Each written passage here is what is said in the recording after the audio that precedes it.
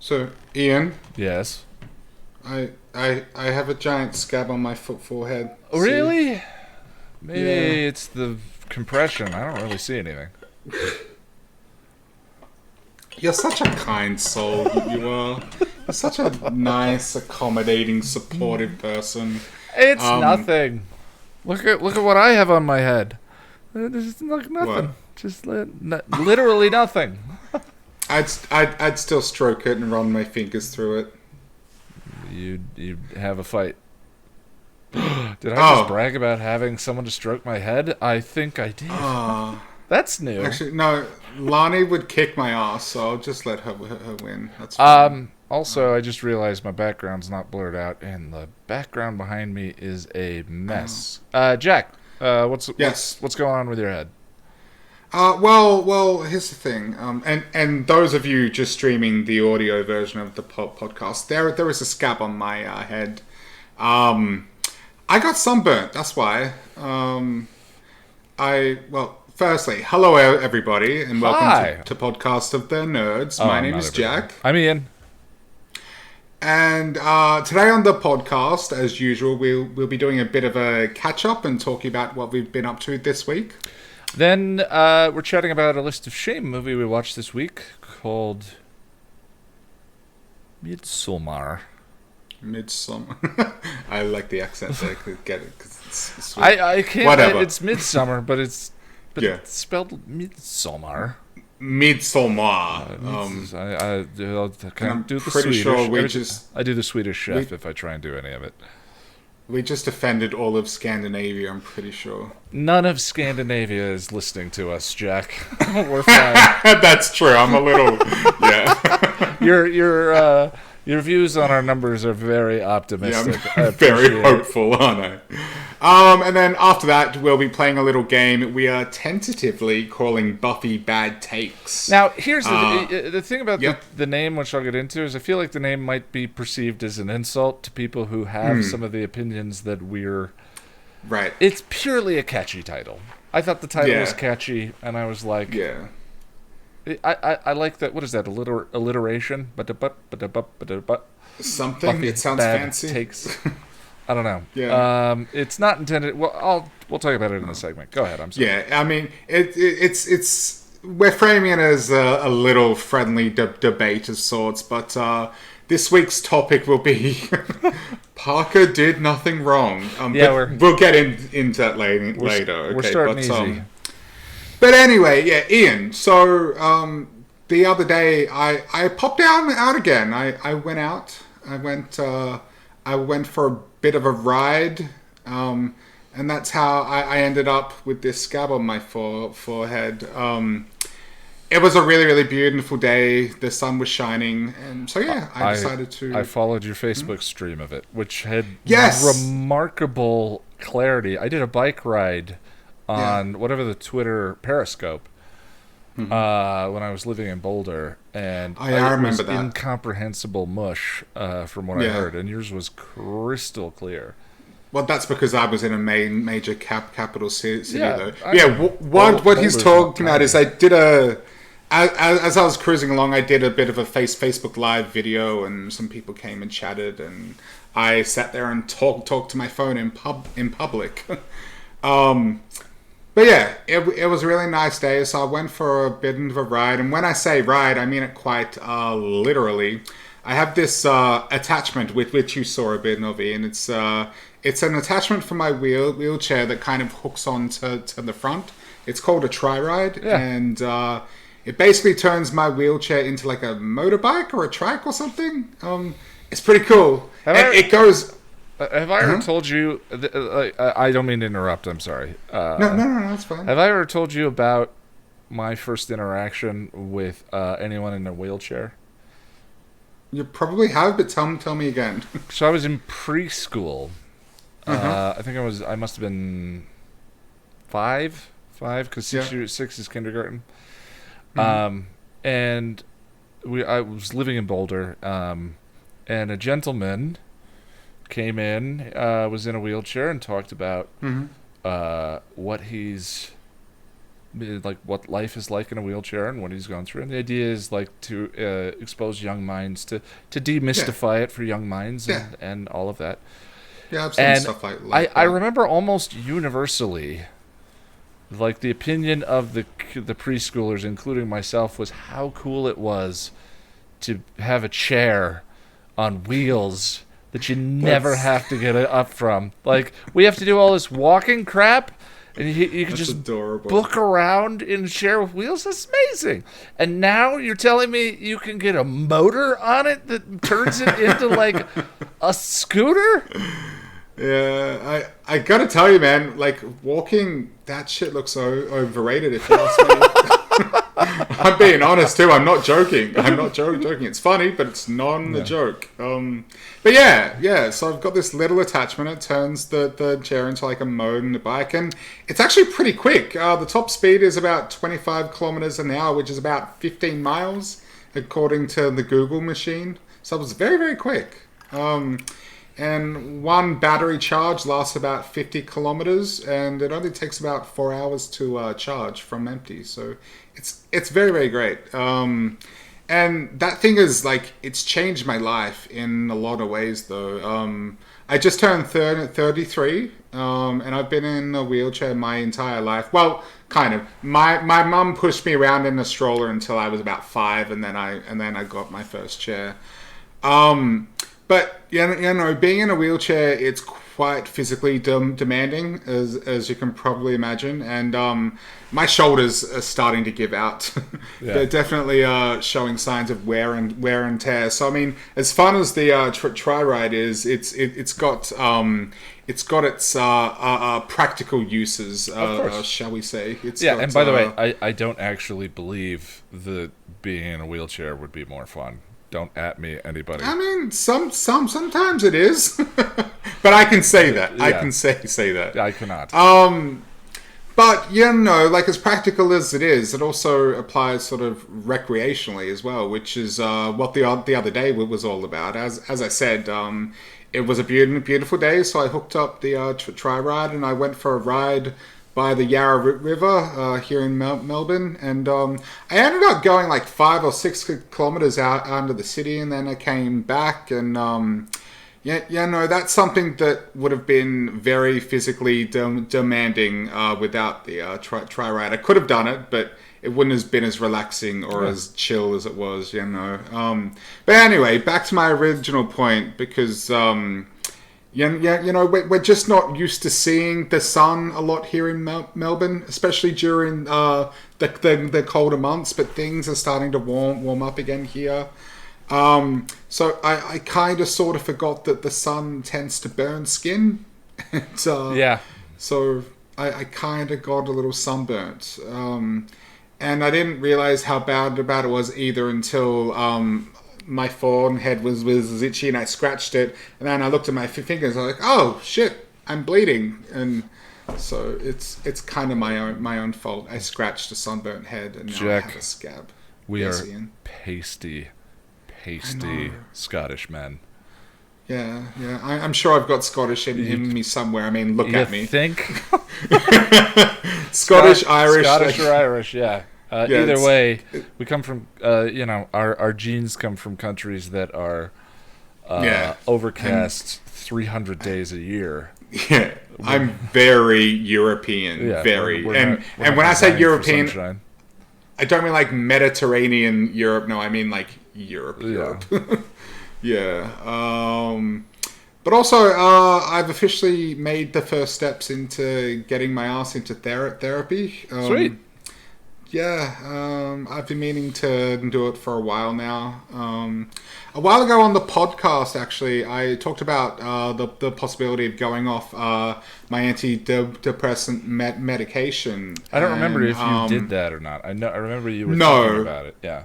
Yeah, no, I didn't. And look, whilst I still feel as though I've made a lot of progress in my overall sort of mental health, I came to a realization recently that there's still some stuff I need to work on. Just stuff that I've had for a very long time, and So I want to get better and sort my shit out, and so I think for the time being, it's probably not the best time to get off my medication. I Sure. should probably stay on it for a little while yet. But Well, especially I just starting therapy, I've done that a few times, and it's a lot of work. Starting with a new therapist takes some time. It is. Yeah. It's going to be very confronting to say the least. But yeah. I just want to become a better and more healthy version of myself, I guess. And to be honest, I'm kind of scared. Which I think is very normal. I just know that I'm going to be delving into some stuff that is going to be, as I said, confronting and uncomfortable, but that's part of it. But I'm also up to the challenge, and I believe it. And in that way, huh? I believe it.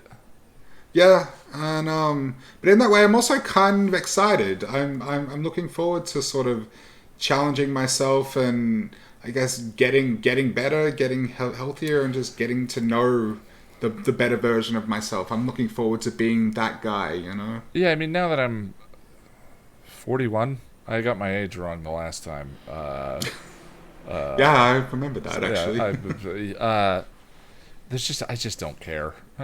I mean, once you reach like 30 odd, it's like, oh, whatever. Yeah, the 40s have been great. My 30s sucked. Other than the channel, which has changed my life, of course. But I mean, that's kind of the whole thing, right? It's like the work. But what the hell was I saying? Oh, yeah. It seems to me that, and I realize that like attracts like, and the cultural bubble that we all create for ourselves exists.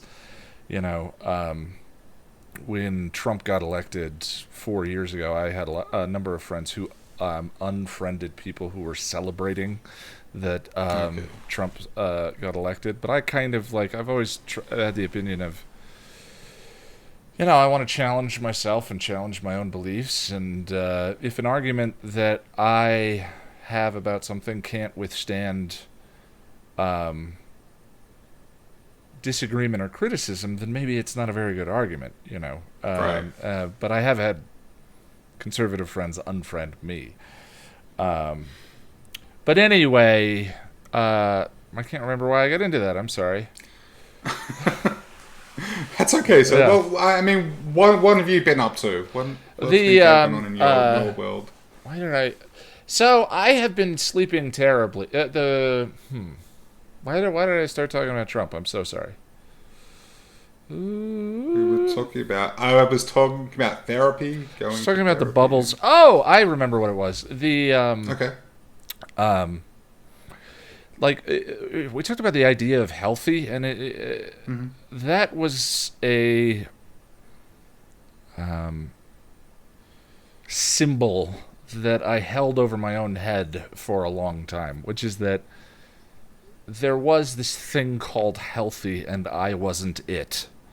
Okay. And I got into I found my way into therapy around the same age that you are, and I mean, just out of brutal necessity for what I was going through at the time. But I in the last couple of years, because I'm surrounded with the people that I am and the people that I know and all of that, that whatever that perception was of healthy that I was not, that I felt sort of shame and guilt and I should be this, I should be this, I should be this, was a total lie. Everyone's fucked. Everyone is, has mommy or daddy issues that they're not, that they're either not looking at, or they're not, or whatever it is. But so healthy doesn't, in terms of mental health, in my mind, health, the perception that I had of what healthy was, which is some kind of person who doesn't. There's the term well-adjusted, and then there's the there's the perception of person who doesn't need to be adjusted. They're happy and content and without. So you're saying there is a finish line or something? Something like that. Yeah, that person doesn't really exist. And No. like Everybody's a work in progress, essentially. right, and there's healthy to me, like the term healthy, and I really was just using that as a way of punishing myself for feeling inadequate, for feeling incomplete, for not doing enough, for not being smart enough, for not being whatever it was. And now that I'm older, I'm like, yeah, what healthy is working on yourself. Right. Whether that's physically, mentally, emotionally. I don't know what Australian culture is like around mental health, but in the States, it's the weirdest thing. We culturally believe in preventative health checkups, Right. nutritionists, dental work. Like Yeah. we believe in doing preventative maintenance on our bodies, but there's still a stigma around mental health and taking care of your Yeah. mind and Yeah. and that's why, be it in streams or this podcast or whatever, I've always tried to be a big verbal advocate of just like, everyone can benefit from an unbiased third party sitting across from them Right. and talking to that person and being like, look, here's what I'm up to in my life. Here's what I don't like about myself. Here's what I like about myself. Can we work through some stuff? It's just to me the difference is frequency. Some people need that January, Yeah. February, March. Some people need that Monday, Yeah. Tuesday, Wednesday. And I've been Right. both at different points in my life. Okay. It just changes because life changes. Life's constantly this fluid thing. So I've seen therapists before, not for a while now, sort of on and off since I was a teenager, and it's kind of because I think back to being a teenager and being in therapy, and it's kind of like I just think, oh, kid, you had no idea what was to come, yeah. Like, Well, I mean, the stuff you think is significant as a teenager isn't that big of a deal when you're an adult. Same thing applies now, though. Stuff that I think is significant at 41. Right. When I'm 70, I'm gonna be Yeah. like, what the hell was I worried about? Yeah. To some degree, it's that man's search for meaning quote that I always go back to. Suffering is a gas that fills each of us to our capacity at the time. So the volume of it is kind of irrelevant. Right. The living with the kids here, the 4-year-old and the 6-year-old, I see them going through identical emotional paces that I do. I mean, more so. Right. They're Yeah. sad. Yeah. They feel grief, but they feel it over the popsicle that they dropped on the ground.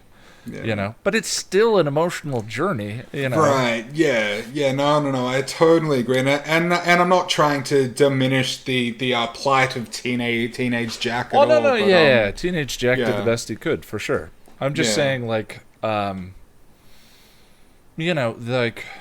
more and more I just look for the goal that I'm always looking for is just peace. Just peace. I just want to feel peaceful. Hopefully joy ensues.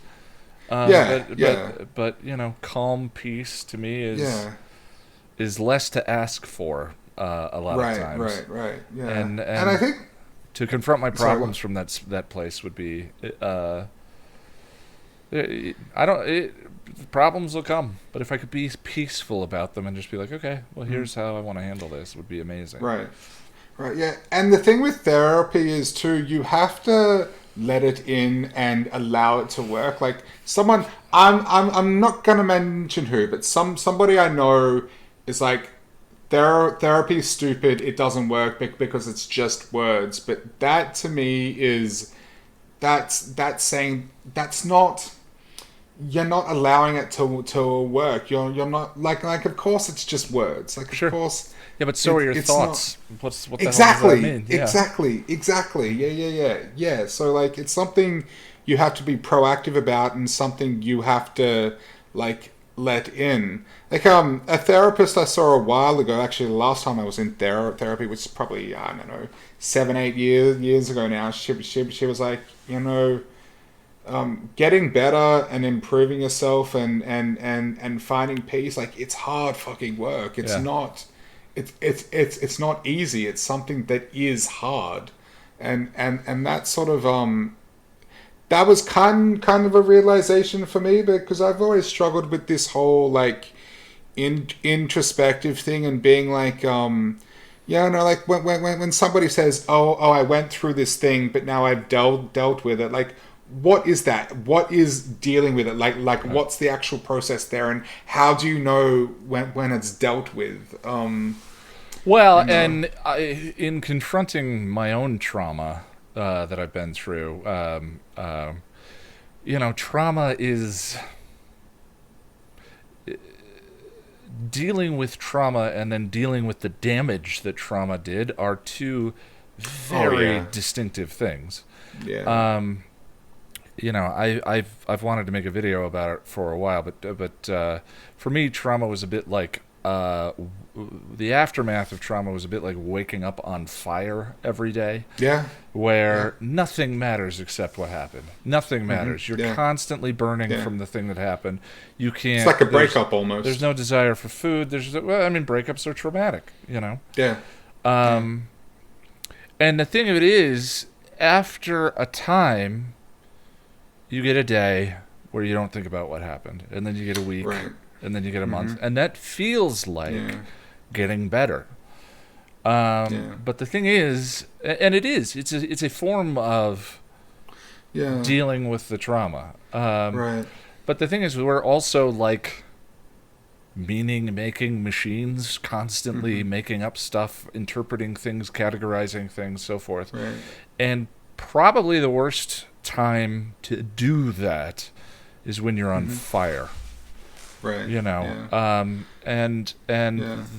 things that you make up about, maybe I'm not good enough, maybe I'm not, maybe I'll never be safe, maybe I deserved this, or whatever, are very hard to spot.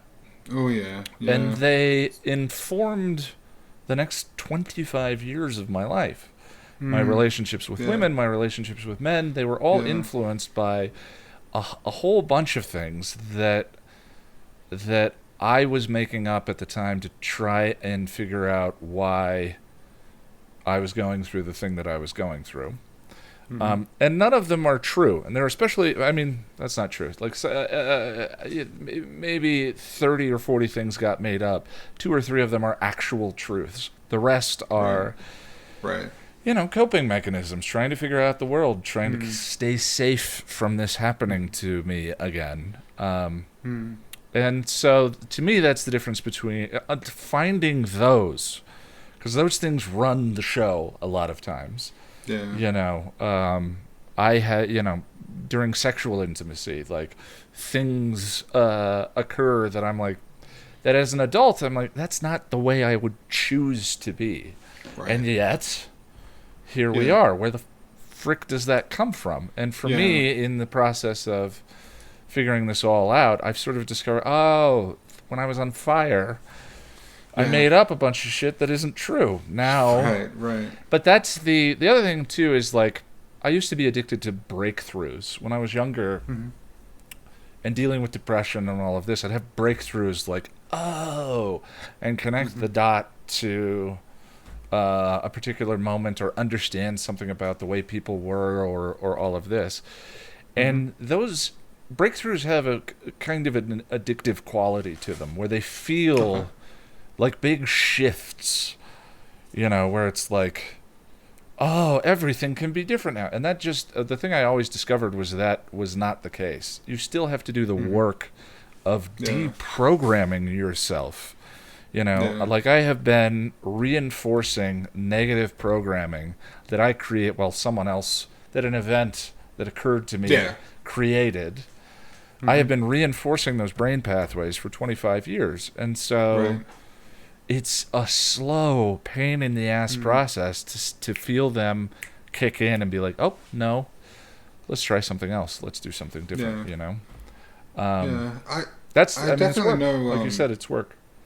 And I definitely know what you mean, though, in terms of, getting over, like, the event or whatever, and then the trauma of it are completely different things because my last significant relationship going back quite a while now.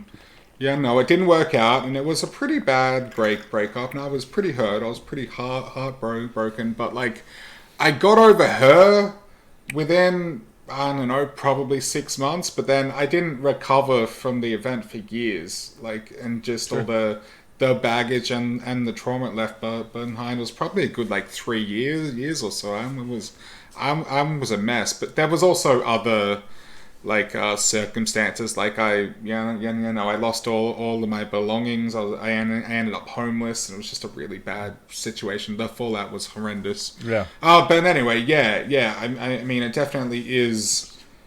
It's work, and it is a totally different thing when you shine a torch on all the baggage and start working on that, because more often than not, it's not really related to the event or the person. Right. It's deep seated stuff. Yeah. And they the reason why I find the idea of peace kind of compelling as a state to pursue is that, to me, what peace is freedom. You know, like, freedom is peaceful. Freedom is, you know, and with freedom, anything can ensue. Joy can ensue, you know, whatever. But it's an open space for anything, and maybe that's grief at times or whatever it is. But yeah, it's definitely a part of it. Yeah. But anyway, yeah. What have you been up to, sir? This week I got the outlines for the Shroud, both the Buffy and the Angel. So I'm stacking the Buffy Angel scripts this month to see if that makes a difference in sort of expediting the process. And both Shadow and the Shroud of Ramon are fine. Yeah, you know, they're I feel the same about those two. Yeah, I think I have more fun with Shroud of Ramon, but yeah, I don't know why that episode just bugs me. It doesn't bug me. It doesn't bug me like it's bad. It just feels like there's so many little things that I'm like, Angel's and it's a Jersey weird Shore one. Accent. And it's a weird one for that universe, for that show, because it's basically a heist episode, and it's just which a weird they've one also done a lot of. Blind Date is a caper episode. Like they keep going back. Maybe it's the noir thing that they're leaning on. Yeah, it's very noirish, and I'm like, okay, it just feels like a lot of sound and fury. There's a lot of foreshadowing in it, but I can't. You know, I think I found something pretty with Guys Will Be Guys that fit into the whole mirror motif stuff that was working in season 2. That was a gorgeous episode. This one, I'm like, video. I don't think I'm gonna get there, but but there's interesting stuff. I think it'll still be an interesting video. Shadow, maybe a little less so. There's a very dark, kind of drab run in the middle of Buffy season 5 from Shadow to Into the Woods. Yeah. That feels like a one long episode of Dower. Yeah. You know. Yeah, it's kind of dry and a bit dank at the same time. Yeah. There's a bit of a lull there. It is what it needs to be. It's like, you know, these are dark events. Joyce dealing with her, the Shadow, and Buffy and Riley in sort of the tailspin, and Riley getting lost, and his problems manifesting themselves with a little bit more and more damage. But it's like season 6 does that, but I don't feel that same sense of that I do with this particular run in Buffy, where it's just so not depressing, just see, I don't even know if dry is the right word. It's not dry. It's just, I don't know. It feels elongated. It drags, kind of. It drags. Does. Yeah, it does drag. Like, it's melancholy. It's. It doesn't. The glory stuff doesn't really. She's just kind of there. I have And trouble there's with Glory, no, too. for a while there isn't really any peaks. It's just pretty flat, you know? Yeah. Yeah, after a 7-episode dynamite run, like Right. The Real Me, and I enjoy Buffy versus Dracula and Fool for Love. You know, The Replacement, I think, is a ton of fun. You know, the first 7 episodes of 5 are awesome, and then you get 8 to 10, I think it is, and it's like, you know, Yeah. I don't know. I think part of it is if you the Riley stuff, for instance, because he's not Buffy or Angel, or because he's not Angel or Spike, Buffy's two biggest bows. It's hard to get invested. Right, yeah. You know, the Joyce stuff is self-evidently terrifying, but if you've seen the series before, it's just awful. Like the slow lead up to the body, because you know where it's going, and to watch Buffy sort of be nervous and hopeful and where I can't remember my first run through of the run. I wish I could remember mine. Because there's too. no sense of like nervousness watching it. It's just this inevitable train wreck in slow motion that you're leading up to. It's just dreary. Dreary. That's the word that applies to this 3 episodes. Especially when you know what's coming. Yeah. It's even more so. Yeah. So the Buffy Riley stuff is sad, but I'm not particularly invested in their relationship. So it just feels like it takes quite a long time, and has an air of inevitability. Stuff with Joyce, you're like, ugh. You're staving off thinking about the actual pain that the body causes. Yeah. You know, it's just a lot.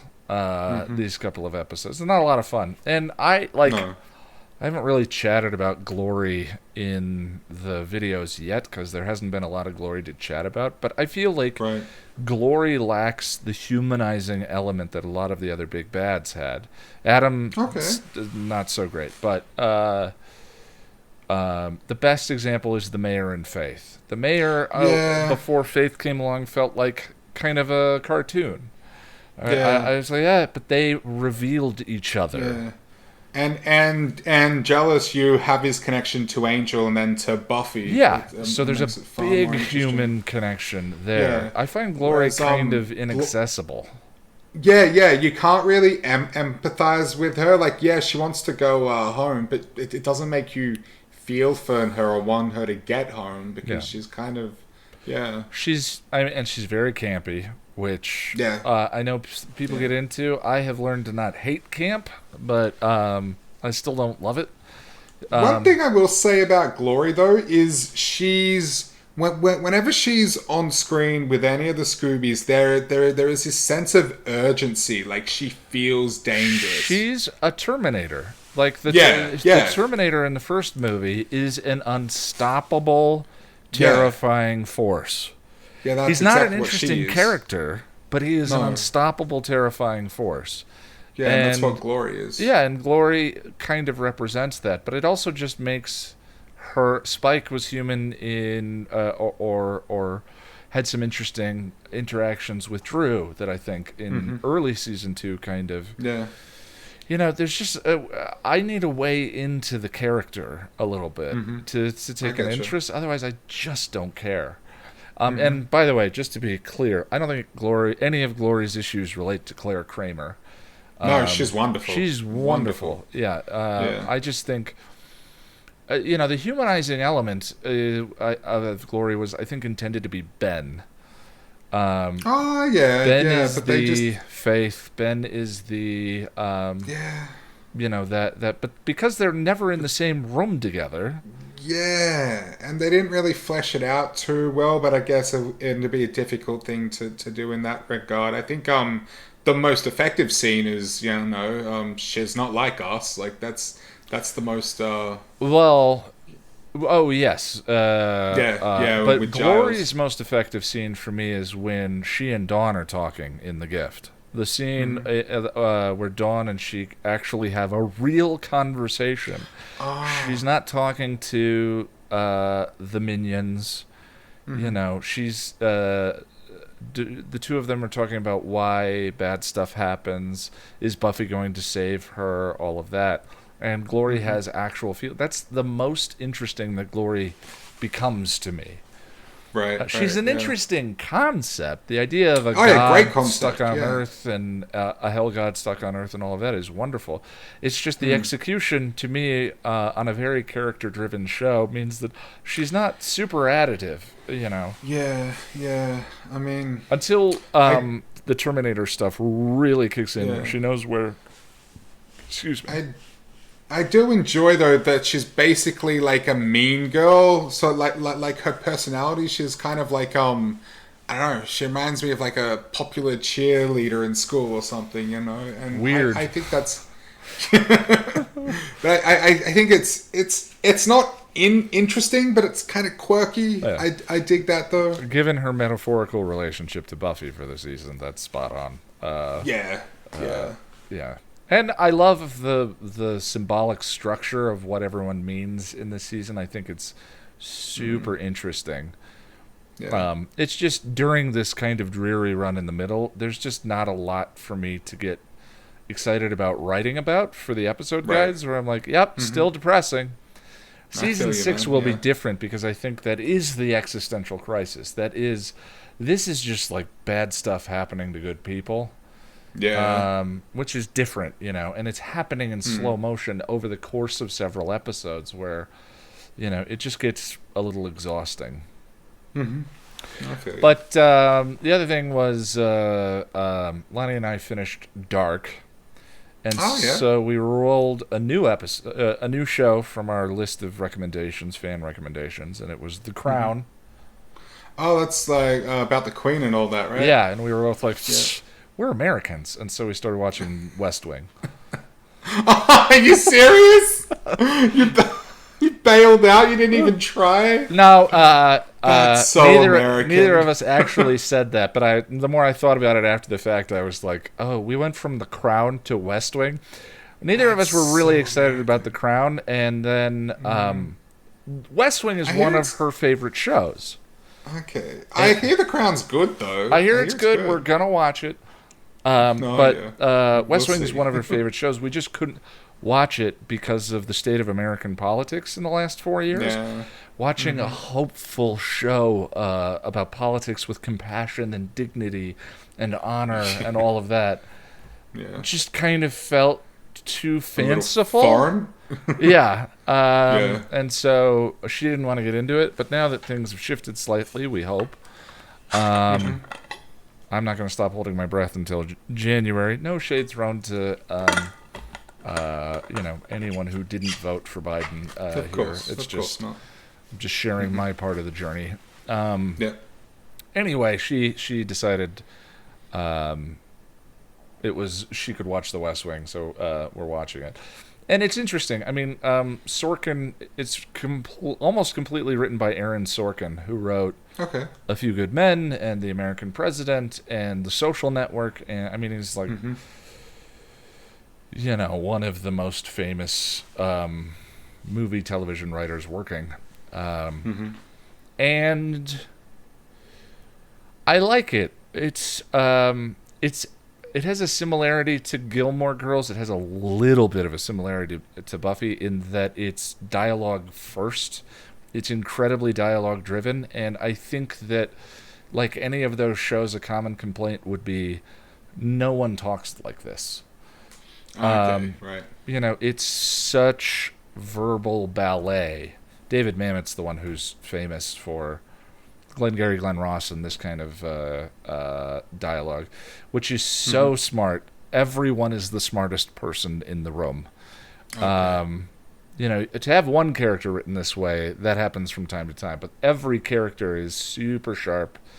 And I love that. I love that kind of stuff, especially when it's driving something thematically substantial or that has ideas to it that are interesting, like ethics and politics and stuff like that. Politics I've never seen it, but everybody I know who has seen it raves about it. It's so specific to American politics. I would think that I know some Aussies they'll like it. it's very good. I think maybe you'd have to have some kind of closet interest, but I don't know because I'm an American. So if we were watching but people watch The Crown, and that to me seems very similar. No, I know quite a few Australians who like it, so I think it is accessible in that regard. Yeah, yeah. But I'm enjoying it. It's early yet. The funny thing is the music is so. The one thing I keep noticing is the music. It's like a lot of horns, like dur, dur, dur. It's very inspiring. It's very noble. That's very emblematic of like American politics and the horns and all that. I have not applied that lens to politics in a long time, and so to hear those sort of dignified, inspiring notes in a political show, to me, there's a personal cognitive dissonance that I'm having to get over. Of like, oh yeah, we can. It's a fantasy show. It's a fantasy show. Everyone is in it for the right reasons. Yeah. And but adjusting to that, I'm really enjoying it. The dialogue's incredible, and good lord, the cast. Martin Sheen, I mean, he's one of those phone. Oh wow, okay. Yeah, he plays the president. He's a legend. Yeah. Other than that, I've just been playing with my Series X that I pre-ordered. Nice. I've been playing with it a lot. Like probably you had to get up at like 6 in the morning to go and pick it up, right? Yeah. I had to make an appointment to go to Best Buy to go and get it, which felt weird. Like I waited outside. Have you ever waited in line to get something? Like on launch day? Yeah. No, I've never done that. No. I think I waited for an iPhone back in the day when Apple lines used to go around the block. But I worked at Apple at the time, so I don't know. I think I waited for an iPhone. I waited for the PlayStation 2. Oh, wow. I think. Yeah, I'm old. This was a while ago now. Jeez. Yeah. And then I was still in high school when the PlayStation 2 came out. Yeah, I think I was in college. So you were not in high school. Really? No. When was that? 2000? I'm going to Google that. Okay. PlayStation 1 was when I was in high school. So you were... October 26, 2000. Oh my god. Yeah. Really? I think I would have just been in high school. That was like the year I started high school, I think. Dude, yeah. Wow. I waited for a PS2, but I don't think... And I've waited with other people who were waiting for things that I wasn't buying, just to hang out and to be a pal. But I don't think that I've waited for... I don't know. I like it better the way they do it now. But yeah, I have the Xbox Pass, the Netflix for video games. We talked about it the last time, and so I was like, okay, I'm going to get a console this time. And it's a console I don't think I'm ever going to buy a game for, because if I am going to buy a game, I'll buy it on Steam.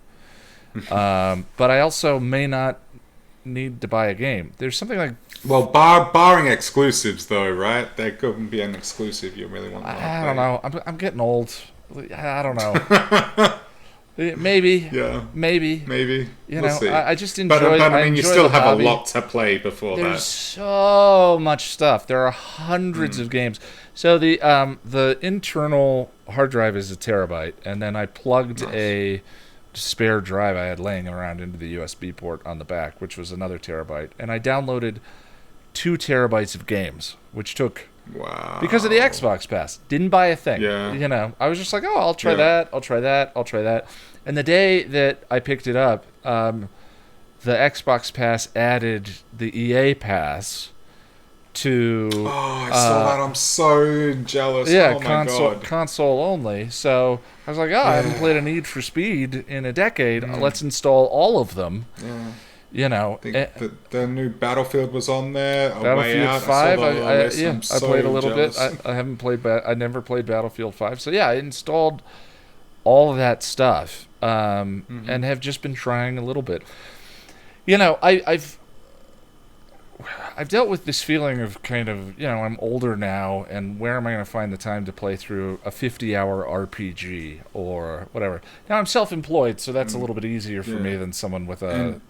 And we're in the middle of a pandemic, Right. too. So. Yeah, which was another reason why I was like, sure, I'm going to buy this. Yeah. But the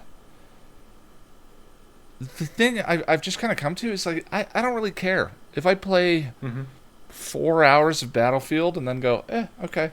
Especially because of the Xbox Pass.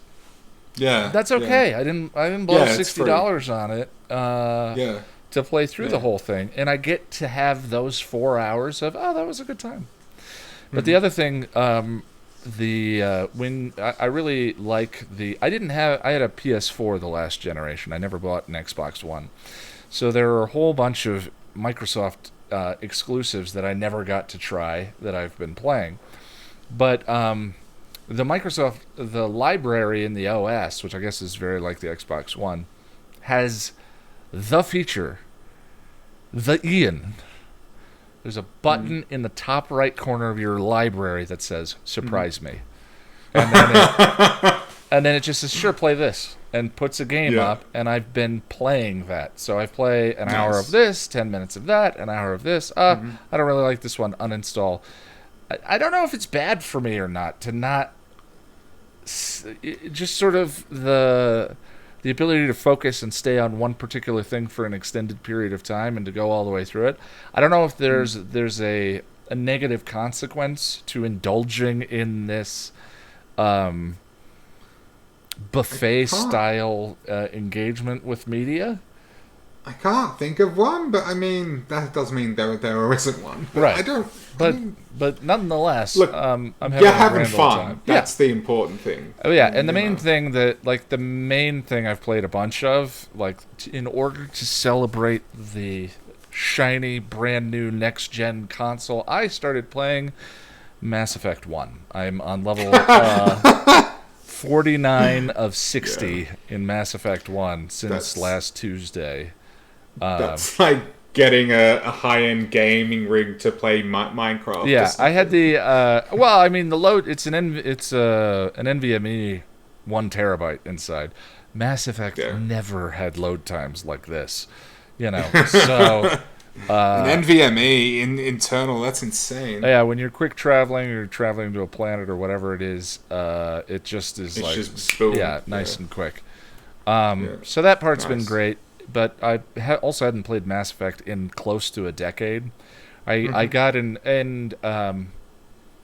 Mass Effect is like Myst. It's one of those games I've bought multiple times for multiple different systems. That's like me and Skyrim. I'm pretty sure at this point Bethesda owes me money. I bought that game so many times. Yeah, easily top 5. The trilogy is somewhere in my top 5 for personal game. But I originally played it on the 360, and I was playing it this week and popped an achievement for you get a certain number of kills with this weapon. And I went and looked, and it said showed the achievement 2020. The last time I got an achievement in the game was 2013. Whoa. Because ago. The Microsoft account has been carrying from the 360 to the Xbox One and now to the Series X. Yeah. And so it knew that I hadn't done that since 2013, which I thought was pretty funny. And my first one was like 2008, I think. I don't remember exactly. So, yeah. So that's been fun. I've been having a good old time with that. Good stuff, man. Good stuff. Well, I guess, unless you have more to say, I guess we can move on to our next segment. We've continued through the list of shame films, and we rolled a film called Midsommar. Actually, we rolled a couple, and then we all unanimously decided to watch Midsommar because it was one that excited us. We rolled most. 3, and you and one of the other people in our movie group were pretty excited about that one. I don't remember what our other 2 choices were, but we also do we just want to watch this? Yeah, and ended up picking that one. Yeah, and so we did. Directed by Ari Aster, starring Florence Pugh, Will Poulter, William Jackson Harper, and Jack Rayner. And brief summary. After you cheated. You looked up those names. Oh no! I looked up the names, but I didn't look up a synopsis. Ian challenged me to summarize the plot of the film without looking at IMDb. It's such a weird movie. I thought it would be fun to just try and explain what the movie's about without looking anything up.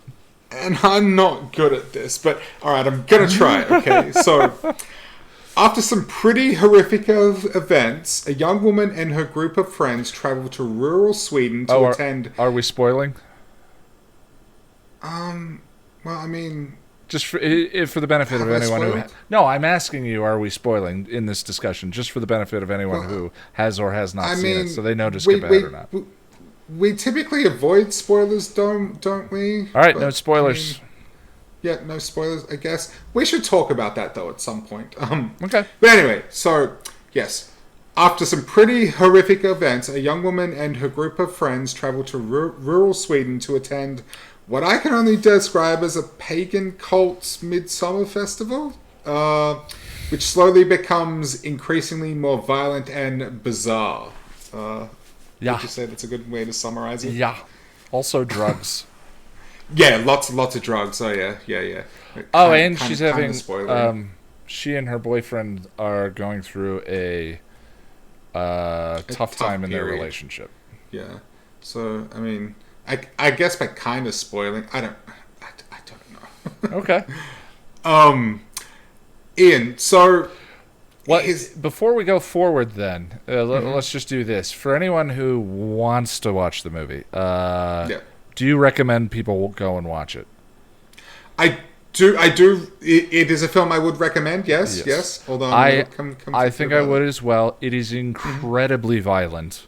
Very. So that's the warning in advance. It's in terms of horror, it's a dread horror movie where most of the fear, almost none of the fear is jump scares. It's all just stuff you see coming, but the violence is horrendous. So if you can't stomach that, I actually don't think there is a single jump scare at all. It doesn't rely on that. It relies on just atmosphere and just being very bizarre and very violent. So we'll just go ahead and say the rest of this discussion might contain spoilers. So if you if you're watching the YouTube version, the chapters are in the playhead below, and if you're listening, we include time codes in all of the show notes if you want to skip ahead. We're probably not going to discuss super intricate details, but there might tough be to have a little discussion bit. without. Yeah. Okay. Yeah. So here's the thing, when we watch a film with the group, afterwards we spend sort of 10 or 15 minutes just talking about it and just discussing our thoughts and whatnot. This was the longest discussion I can remember us having. Yeah. And Ian, I'm sure you recall, as the credits started to roll, I sat there silently with a very stunned and confused look on my face. Yeah. And you guys started discussing it, and then you were like, "So Jack, what did you think?" And here's the thing. So even though I've had some time to process it and to think about it, I still kind of feel the same way I did when the credits started to roll, and that is that I don't know if I hated it or if I loved it.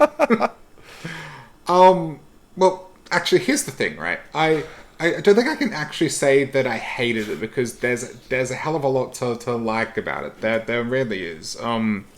Firstly, Ari Aster is one of these directors that No, well, no, at least from what I can tell, like I haven't seen all of his stuff, but he has a very distinct style and flavor. Well, yeah, and he's a no wasted shot director. We all looked Right. at the running time of the Yeah. movie. The running time of the movie, it's 2.5 hours. But it And didn't feel like it. the first hour felt Sure. like it was going to Yeah. feel like Yeah. 2.5 hours, but the rest of it did And not feel like 2.5 hours.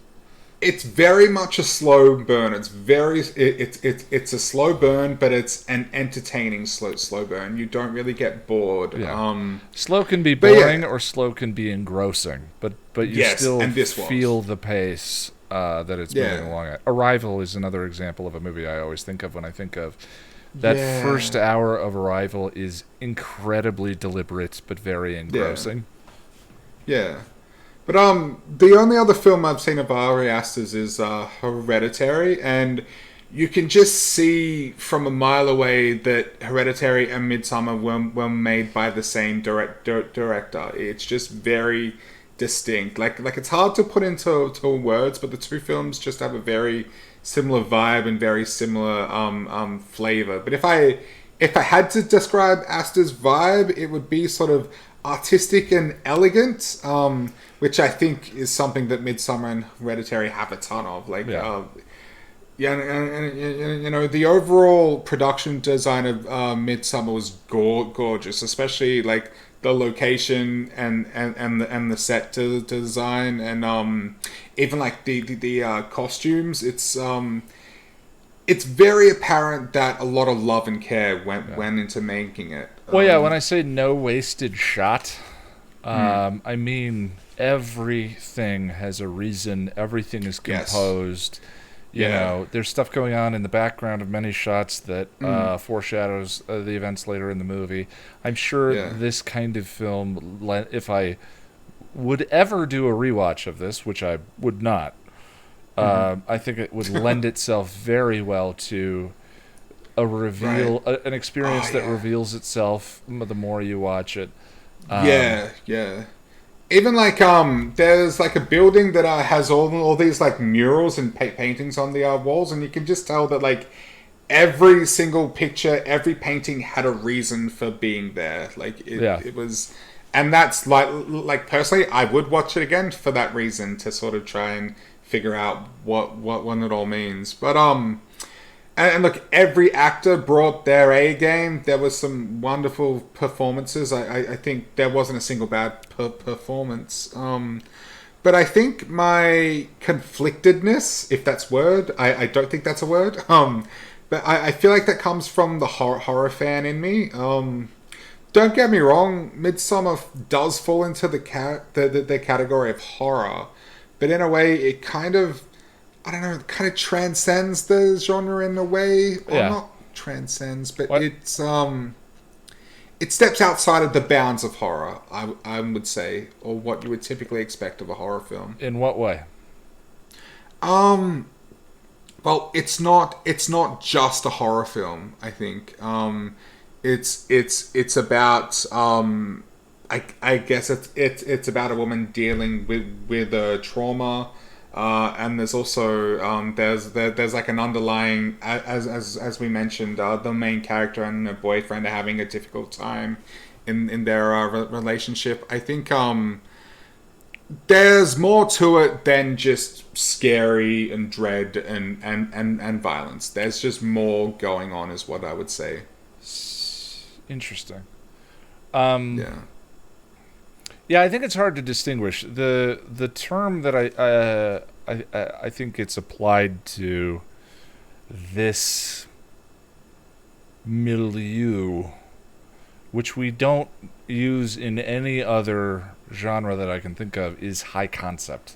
It's high concept horror, which to me is kind of pretentious. It's a pretentious term for, but it's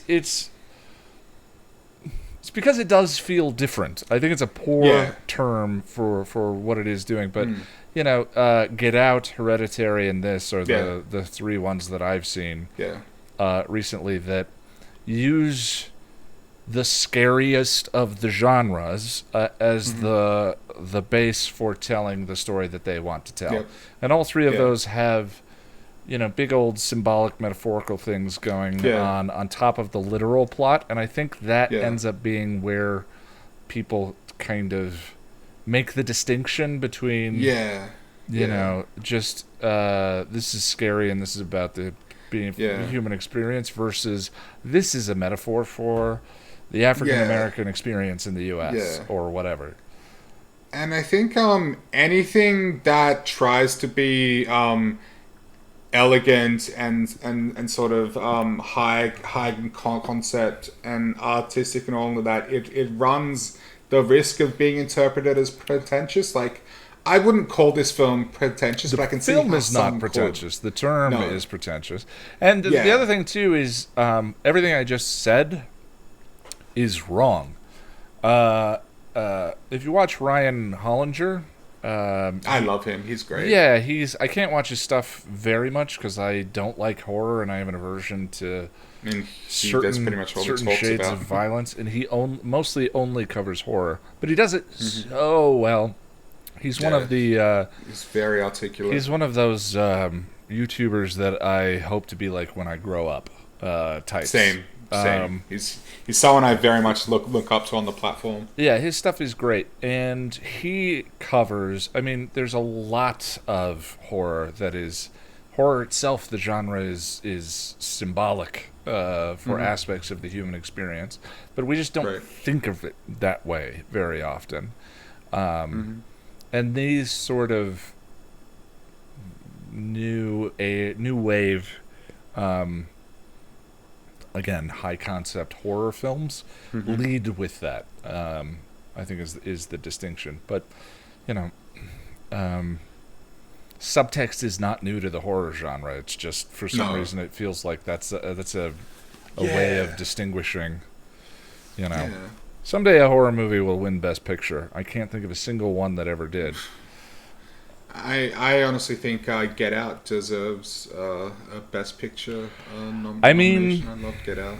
By the aesthetic incredible. values that we apply, or we consider what a great film is, I kind of think Midsommar could be...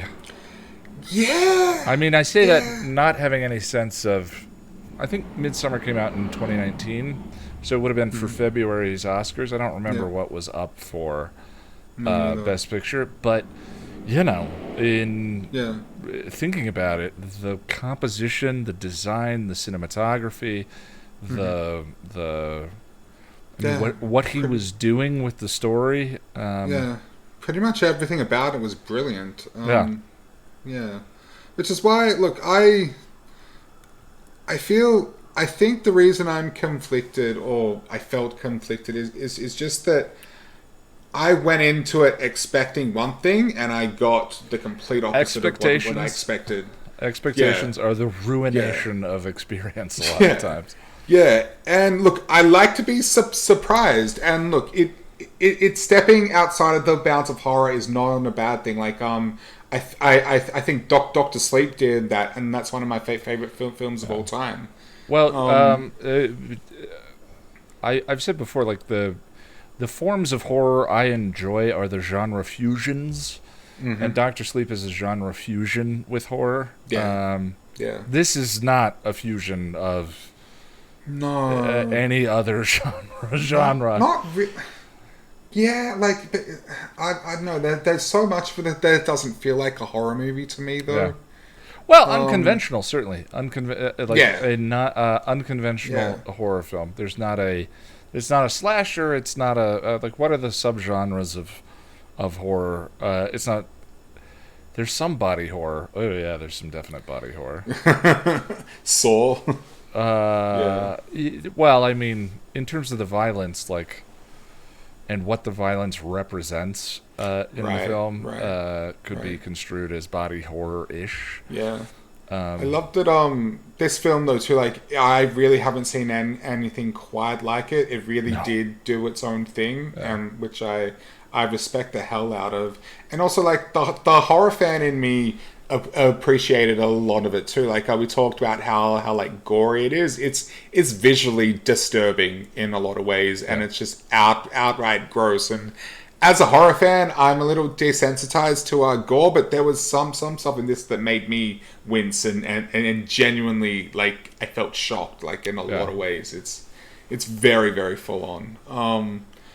But yeah, the film is also, it's very much laced with subtext and metaphor, as we've touched on.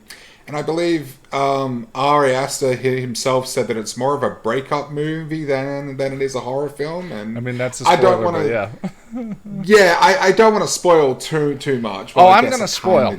So go ahead. Yeah, okay. So, I mean, well, I'll let you talk about the bear, because that was the bear's the big one, yeah. Yeah, but I definitely understand what he meant by it's more of a breakup film than a horror film. I get that, and like it's very odd. It's very off kilter. sorry, excuse me.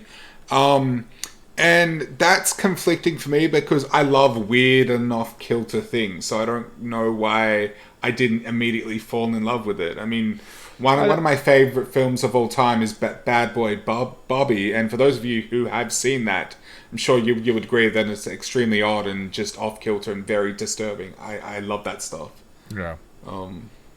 Yeah, but I really do think I need to watch it again, and perhaps on another viewing, knowing what I'm getting myself into, I'll have more of a rounder opinion on it, I guess. Yeah, so early on, I'm not a horror fan at all. Of course. The ones that I enjoy are all also something else. And yeah. I think because of that, we talk about expectations. My expectations were very low. My expectations were I was not really going to enjoy this. This was going to be a chore. I went into it not knowing anything about it. I knew nothing at all. And about an hour in, a person's face gets ripped off from jumping off of a cliff. Yeah, and then like literally split in two with a hammer. And then another person's legs get... I don't know, I wasn't watching. I didn't watch any of these parts. This guy jumps off a cliff and lands on his feet, and his legs essentially snap in half. And he's just laying there on the grass, like, screaming and in pain. And then some people walk up to him with, like, this giant hammer mallet thing. And one person takes a swing and hits him in the head. And then they pass the mallet to the next person who takes a swing. And his head, you see his head split in two. Yeah.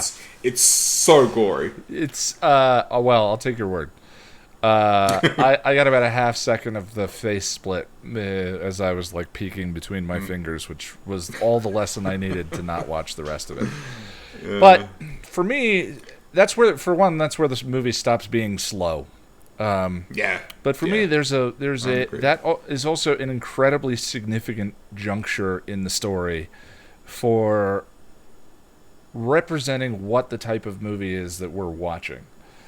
And that is, why didn't they leave? So these people are all talking about that. Yeah, these people are all at this festival, and they witness this atrocious murder-suicide by these beautiful Swedes. All the men are very sweet-looking. And I struggled with that a lot, and I should have brought it up in my little review there, but I forgot. No, it's okay. There's a suspension of disbelief that you really need to have. Kind of. For me, it was where I started to... for the next half hour to 45 minutes, I was like, why aren't they leaving? You know, anytime they had a conversation with one of these cult members from that point on, I was like, hey, does anyone else remember when those two people jumped off the cliff and then we beat one of them to death with a stone? Yeah. Anyone? No? Okay. So, for me, that was the moment where I was kind of like, what is... Because the movie is smarter than that. The movie is so planned out. Yeah. And so it's very constructed. deliberate. Yeah, that the fact that it didn't really try to justify that, she tries to leave once or twice, but doesn't make a real effort. They murder suicide. suicide. I'm sorry, but I am going to GTFO after that. Like, I'm not sticking around. No, she's dealing with some extreme trauma of her own, but her boyfriend's not. And he's a dude, bro. Like, the dude's a narcissist. And, he's gonna run away quickly. Yeah. And William Jackson Harper's character, he's there like he's like a sociology student or an anthropology student, which was so it's like studying. Yeah, the justification. For but even then, you're gonna be like, no, screw this, I'm out. Like, yeah. But kind of at that point was where I started to go, oh, this movie's doing something else. It's not actually just telling a story about. It's not telling a literal tale about this woman and her terrible boyfriend and his awful friends and all of that. What is it doing? And then it descends into chaos. And there's a very significant scene where a couple of characters are surrounded by groups of women, and the groups of women are duplicating what the emotions of the woman in front of them. And that was the moment where I kind of completely clicked with the movie, where I was like, that is fascinating. It's empathy. It was like ceremonial empathy. It's bizarre, but like at that point the movie is theater of bizarre. Like, it is so deeply drenched in it that I no longer found it alienating. It was like a fun house of bizarre. Right. Once you realize what it was and what it was trying to do, that it's not this literal tale of these characters going and doing a thing. But this representation of what she was missing in her relationship and what she's found in this group of people was fascinating. And that's why you could sort of forgive the fact that no one was leaving or were wanting to leave. Yeah, it became about something, to me, far more interesting than a literal story of, people running from a murder cult. It was. I mean, this is horribly pretentious. That's when it started to feel like art, like something really interesting that I hadn't seen quite that way before, that reflected part of the human experience, the idea of our desire for compassion and kinship and all of that, represented on screen in such a weird, bizarre fashion.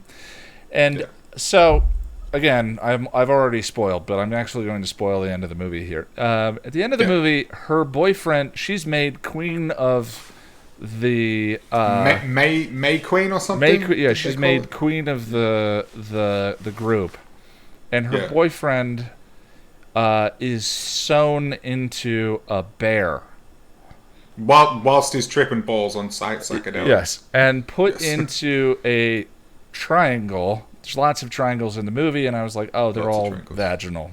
Clearly. Vaginas, yes. Put into a golden triangle with the corpses of all of his friends that have been variously murdered over the course of the movie. And they all have branches sticking out of them, representing new growth, change, and growth away from that ugly life. And while he's tripping balls and still awake, they set the pyramid on fire. And that's the end of the movie. And I was laughing.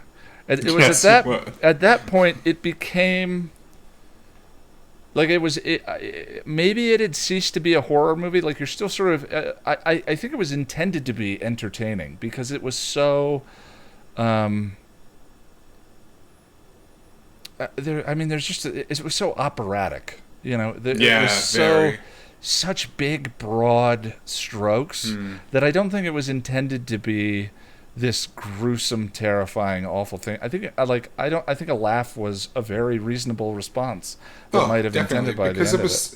It was so batshit crazy. Like, what else are you gonna do? And so they all burn up, and then she turns to the camera and smiles, and it's like all of the terrible things in her life, the boyfriend that she broke up with, his horrible group of friends that she's growing out of, which were the branches were sort of new growth, were all taken away, and she was free by the end of the movie, and I think that is kind of brilliant. I've explained it horribly, but talking about no wasted shot. There's a scene in the beginning of the movie of a little girl, or when Florence Pugh, I think her name was, is laying in bed weeping, and over her is a painting of a little girl with her hand on the face of a bear. And that symbol is the repetition of her boyfriend being the big bad wolf that they need to get rid of at the end of the movie. So it took me. I think you only get that experience of. I don't know if I like that or hated it.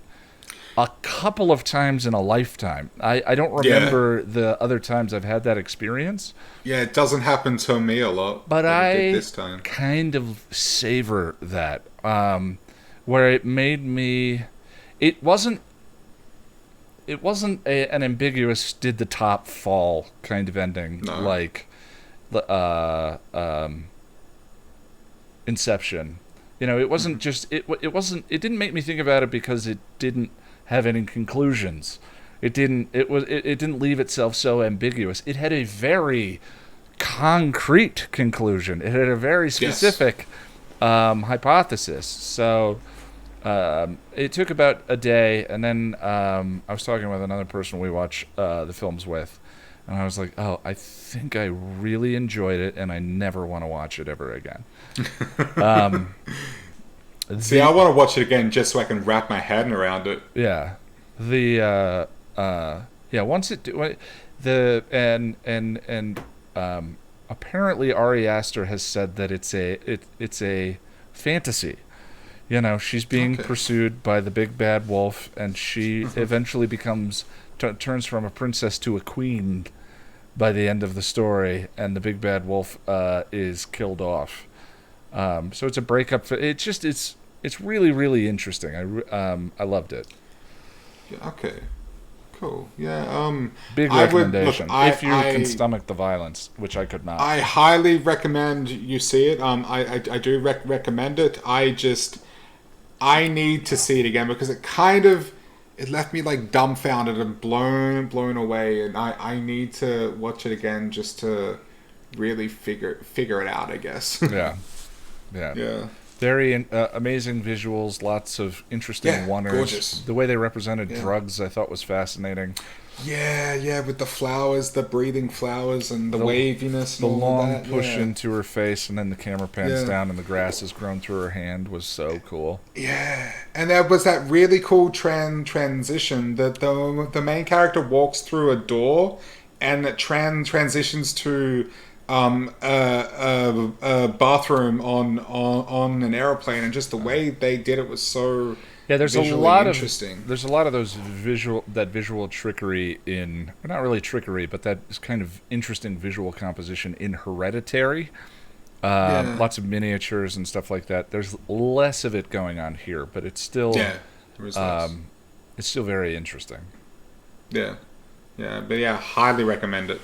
So, Jack. Ian, yes? I've had this idea for a long time. And I don't think it's good. I don't think this is a great idea. Well, it might be. We'll see how it goes. The problem is that it's kind of like a boat for me in that it has never quite gone away. And the only way that I know of really purging myself of boats is to go and buy a boat. So today, Jack and I are going to be giving a go at what we've decided to call Buffy Bad Takes. Now, the point of it is, I've been saying for years that every opinion exists. I learned that early on because the way I wrote the early episode guides, they're written from a perspective of like, well, of course, the first season is so poor. Everyone thinks that way. And then there were lots of people who said, no, I love this episode. No, I love this one. It sounds like you don't even like Buffy. And I was like, for a little while, I kind of watered down my writing. And then I realized, like, wait, no, I can represent my opinion and people can know that my opinion doesn't mean that I think their opinion is invalid. And hopefully they do me the same courtesy. Anyway, Jack and I thought it would be fun to take one of these controversial opinions and have a debate-style discussion on the topic where we're each assigned a side and have to make an argument for it. A friendly competition. Yes, friendly competition. And you should let us know down in the comments who won. Yes, you guys get to decide who wins, or who won. Or maybe we're both losers. Yeah, we'll tally up the votes at some point and let you know what you guys think. Yeah. Now, as I said, everything we select will be based on an actual comment I have received on the channel over the years. And again, we picked the title based on. This will become relevant later on because controversial topics on the show include Kennedy. I've gotten Kennedy defenders. I've gotten people who consider she one of the most important episodes in the Angelverse for them. Lots and lots of opinions that whenever I hear them, I go, Connor defenders. Those are a little bit more common. So that's the idea: is take one of those comments and have a quick discussion and see if we can get to the essence of whatever that comment actually is. Like, why would a person love she? Mm-hmm. So today's Buffy bad take is Parker did nothing wrong. And this is from an actual comment I got on the channel. Yes. Very well written. Yeah. I actually went back. We went and found it. It's a real comment. I don't know if we're gonna read the whole thing, but I think it's very interesting. We can talk about it afterwards. Also, I'm not going to use any names in this because I don't want to throw anyone under the bus or put them on the spot. Again, I actually kind of love that there are people who love she or Where the Wild Things Are or whatever. I love hearing those opinions because I would prefer to have that experience. If I could love Where the Wild Things Are, I'm better off. Yeah, of course. Yeah. You don't want to hate things. But this one's a relatively unique. I've never heard anyone make a defense of Warren, for instance. That might be one of the ones that I still haven't heard. Maybe Tom made that. I don't think I've heard people defend Warren, but I've heard people say that, oh, come on, it wasn't that bad. Yeah, it was. It was. Yeah. So a lot of this will be based on. What'll be interesting is if people go and leave ridiculous comments on the videos now, just to generate discussion. So, I'm down. The way this is going to work is neither of us know what side we have to take at this very moment. To prepare for both. Yeah, and this may be a total shit show, in which case Jack is going to have some editing to do on the podcast for this section. But this is very much an experiment. We're just trying a new thing and seeing if it works. So we're going to flip for it. After we each take a side, we each get 5 minutes. Pro Parker will go first, and then we each get 2 minutes to respond. And presumably, whoever had to argue on behalf of Parker will need a shower afterwards. Yes. But we shall see. A shower and therapy and yeah. So how is the flip working? So, you will flip for your side. Heads, your anti-Parker. Tails, which is the ass, your pro-Parker. Yes. Okay. The ass of the coin. I've never really thought of that as the quarter before. And then we see, and suddenly I'm terrified. I'm full of... Me too! Me too! Oh, and I need a timer open. So, definitely might want to do some editing on this section. Okay. Now, you don't have to take the full 5 minutes. Mm-hmm. But you can. Right. Okay. All right, so should I flip then? Sure. So we'll have Alexa flip for you. And then this is for me. So I go with whatever you're determining. Okay. Yeah, this flip determines both of us. But because are you ready? Yeah. All right. Alexa, flip a coin.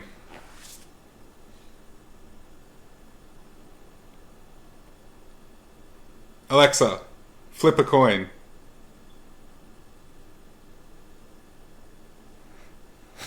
She's not doing anything. All right, I'll flip for you. Okay. I don't know why that didn't work. All right, this is for you. Hey, Google, flip a coin. It's tails. All right, you're pro Parker. Oh, no. Oh, no. Oh, fuck. You know, this will be interesting. You want to know the... here's the thing, right? Mm-hmm. So the debate style I just thought would be fun. Because neither of us wants to defend Parker, right? No. Now, here's the thing. I wrote way more today in preparation for this for pro Parker than I did for anti Parker. Yes, yeah. Same. The reason why I really didn't want to have to defend him is because I haven't got a lot. No, that's what I'm saying. I wrote a lot to defend him. Oh. I wrote almost nothing to indict him. And the I did the opposite. And the problem is that it's not totally self-evident, but we'll get into that. Like it's something we all feel. It's something we all feel that he's a scumbag. But actually enunciating the why, I probably should have written more. So I'm just saying, you've got a good chance here.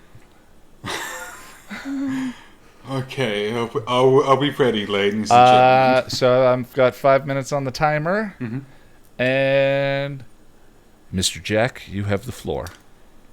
Okay, Parker Abrams did nothing wrong. Okay. So, Mr. Parker Abrams, he's a young 21, 22-year-old guy. I think he's not a freshman. He's I don't know upperclassman. What you'd call that And at that age, no one really knows who they are or what they want. College is a time of experimenting. It's a time of free love. I don't know. And look, and here's the thing, okay?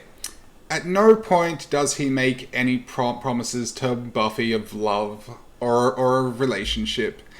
And one could argue that he even tries to warn her. There's a scene in The Harsh Light of Day where Buffy and Parker have a conversation about scars after he sees the scar on Buffy's neck.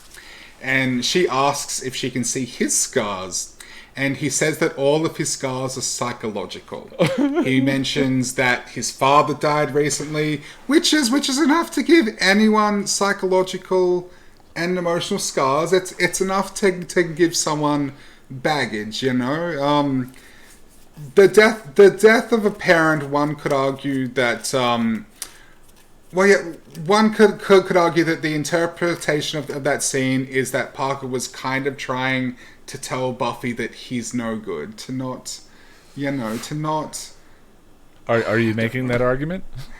No, I'm not. I don't know. One could argue many things. The saying, right? If someone tells you who they are, maybe you should believe them. Okay. I feel so gross.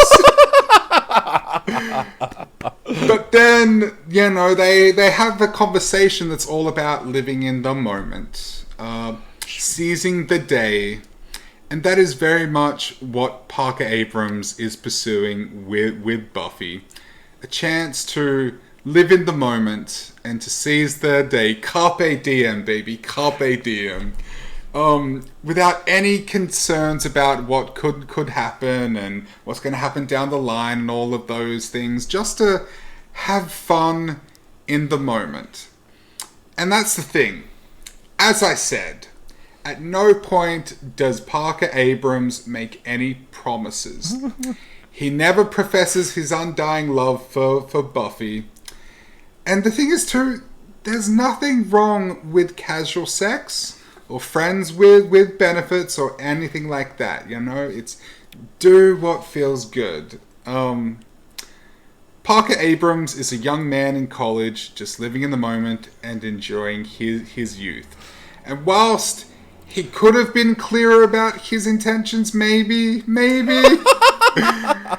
and maybe he should have made sure there was nothing to misconstrued, he didn't at any point say that their relationship was anything more than it actually was. Ladies and gentlemen, thank you for listening. I rest my case, and I hate myself. Mr. Ian, you have the floor. Thank you very much. That was not easy. So, regardless of whatever anyone votes, you have my admiration for... Thanks, man. Having to do that. I was equally terrified of having to take the Parker perspective. And can I just make very, very clear, I believe none of what I just said. Of course. None. All right, I'm just getting my notes in front of me. I apologize. It's so unprofessional of me to not be prepared. Okay, I'm going to go ahead and put 5 minutes on the clock. I'm going to start. So, the good gentleman of Australia had a lot of smoke, had a lot of mirrors to present everyone here. But let's come out and say, what is the actual argument here? No one is indicting casual sex, ladies and gentlemen of the Josie the cat over there. No one is indicting casual sex. Sorry, I'm on the wrong page of my notes. And the question, did Parker Abrams do something wrong? We think of it as a very active thing, as a very, as a piece of actionable content. But in this case, the trade of the con man is actually in inaction. A lie of omission is still a lie. Parker makes an argument to Willow later that presents a false dichotomy. He says, just so you know, I'll never call you again. He said, I can't say that because it takes the fire out of it. So he's suggesting that just because he didn't say to Buffy, that he can't say to Buffy, just so you know, we'll never grow old together, and all of this. And he says, so the way he presents that argument, it's either that or nothing. And those were not the only two options available to him in that moment. The way Parker represents himself matters. It's the bill of goods that he's selling. And the veneer he represents himself is with genuine, vulnerable intimacy. That's the bait in the trap. That's the peanut butter. But the thing about the con man is we end up blaming the mouse instead of the trap that was set by the con man. The conversation, it's not casual sex that we're indicting. It's his lack of honesty in what he's actually interested in his personality. He sells a warm intimacy common in loving long-term relationships, but never actually leads with what his what he is interested in. We don't say the mouse didn't need to eat the peanut butter. Con men are particularly bizarre sort of criminal because the truly ugly aspect of them is that they make them victims feel responsible for their own trauma. And Buffy spends the rest of the couple of episodes thinking, well, maybe I alienated him. Maybe I didn't. Maybe I did this. Maybe I did that. And then we get the scene where he's talking to another pretty girl on a bench about his father. And until that scene, this could have just been the way Parker is. But as of that scene, we know that it's just peanut butter in the trap. And nothing more. It's a lie. It's not who he genuinely is, and he could have represented himself with a sort of, here's where I'm at, here's who I am, the casual intimacy. No one's against casual sex, and he doesn't know if Buffy is against casual sex, because he didn't lead with honesty and truly represent himself. And I think I'll end there. You don't have to. You can take the rebuttal if you want. You don't have to. Rebuttal? I will attempt to rebuttal. It's not a good one, but I'm going to try. All right. 3 minutes on the clock. Go ahead. So, you posed the question, did Parker Abrams actually do something wrong? Now, here's the thing. Wrong is such a subjective word. You know, you could say that perhaps he shouldn't have done what he did, but is it actually wrong? Okay, so... The other member of the debate team is currently crying on the floor. Let's give him a minute. I feel so... I'm sorry, Mum. I'm so sorry. Okay. Yes, we do see him talking to a pretty girl on the bench just after he's ditched Buffy, and Buffy walks up and she sees it. But here's the thing. Is he the peanut butter or is he the trap? Sorry, go ahead. At that point, though, they still weren't committed to each other. So, yes, he was flirting with another girl on the bench, right? He was. But he was still a single man. He was still a free man. He's still... Do you want to yield the floor? I yield. I got nothing. Hey, I still think you did a terrific job, and I don't think my argument's particularly solid. I think it's more solid though. I didn't edit this text. Well, I've got the easier. It's not a hard thing to really argue though that Parker's a douchebag. Yeah. Again, the lie of omission is still a lie. So, like, even what you leave out, to me, is still an action. Was sort of where I was going with all of that. Yeah, and that's what I was gonna try and argue. Is that he technically didn't. What were my, pro Parker arguments? Oh, I've got a ton here. I wrote something I actually believe is true, because I was going to, like, if I had to argue on behalf of Parker, I was going to do the smoke and mirrors thing as well, where it was just like, ladies and gentlemen, I implore you. And one of them was, also, I have to say the punishment he received for casual sex, which is a political ploy of, like, we're not punishing for casual sex. But, like, that's the whole thing. Was way disproportionate to the act itself. He is physically brutalized 3 times. Riley punches him in the face, and Buffy, a super-powered person, hits him over the head with a club twice. Does a man deserve brain damage for a little hanky-panky? Of course, none of that is actually... I don't feel sorry for him. None of that was actually a part of... That has nothing... None of anything I just said has anything to do with did Parker do something wrong, which yes, he did. One anti-Parker point I wanted to bring up. So, something I noticed whilst watching the Parker episodes to get a little refresher.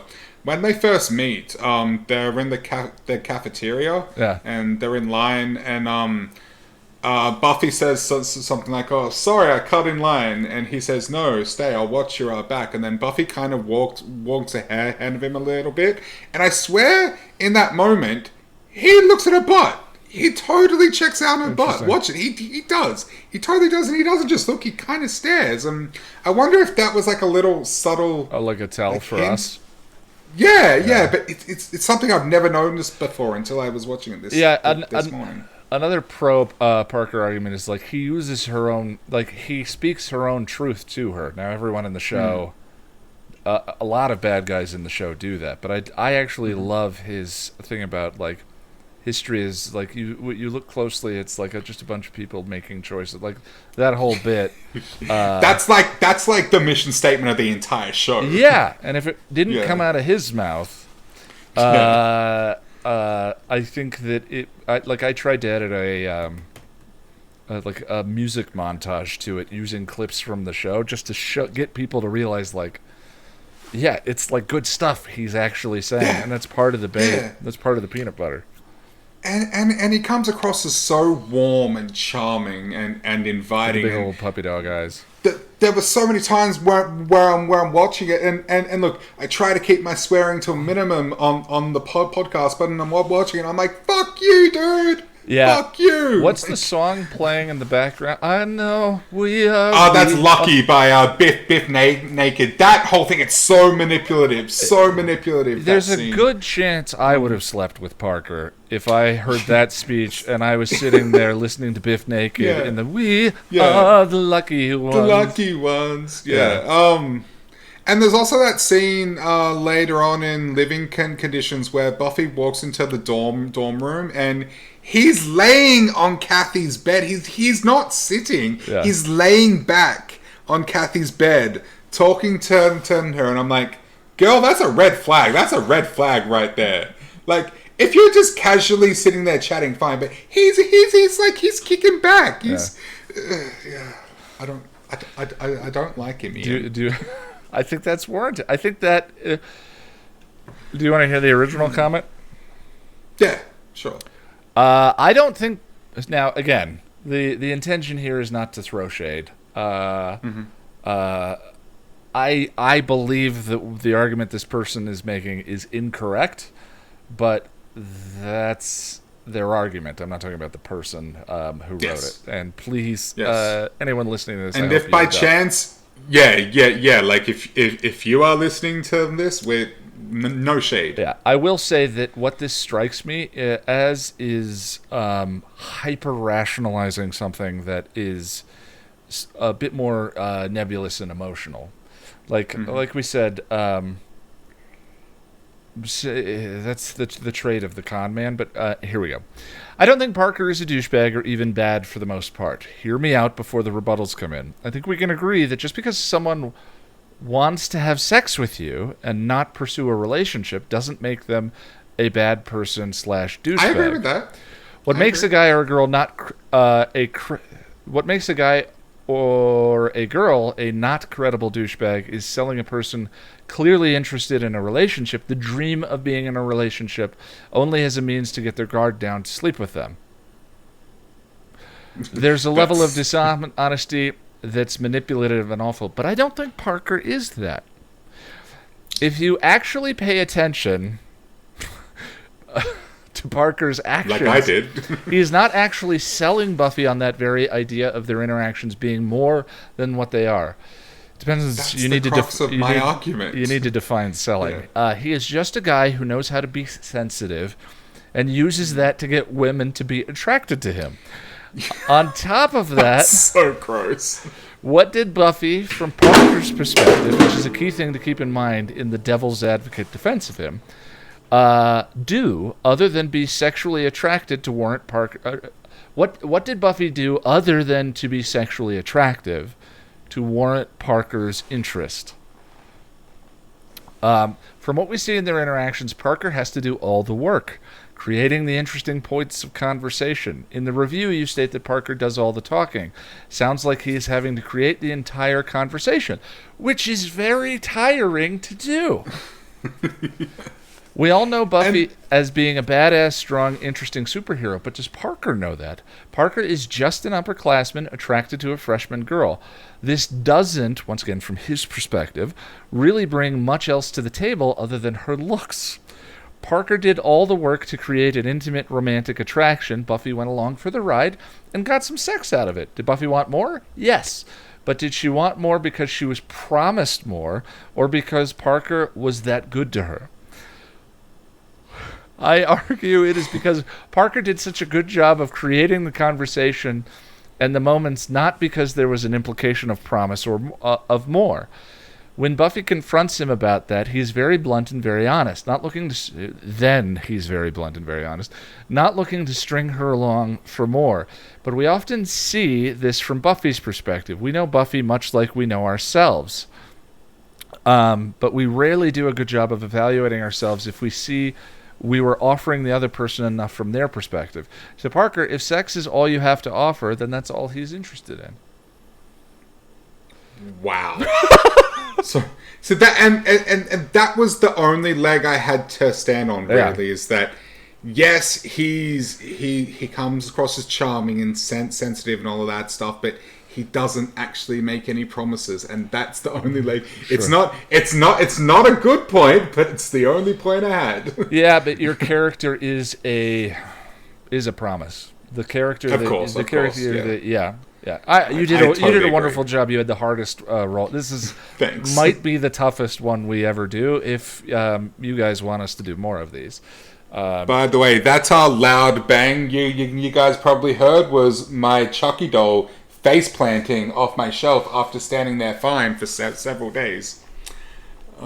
It's alright. It's gonna come alive and kill me. All right. Yeah. So anyway, that's our first try at that. Neither of us have any debate experience. No. So, it's more for fun. Yeah. We're just having a good time. And look, if you guys liked it, let us know, and we'll try it again. And yeah, who do you think won? Who do you think had the more compelling argument? I already know it's going to be Ian, but let's just see. We'll see. All right, let's go to the fanfic reading now. Here is Gone by Terri Botta, chapter 36. He was nervous. Why was he nervous? He had very valid reasons for doing what he did, and even Rupert agreed with him.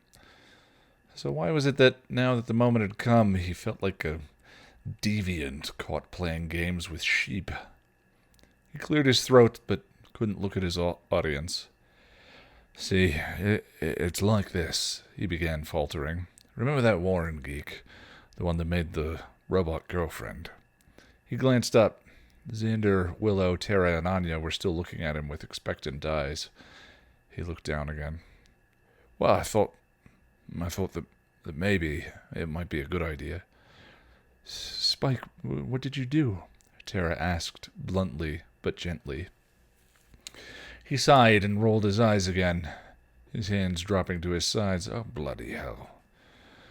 Shrugging his shoulders back, he reached over to open the training room door and gestured them in. They went, casting him suspicious glances as they passed. He closed his eyes and managed to count to 6 before he heard Xander yell, "You sick bastard!" the young man accused.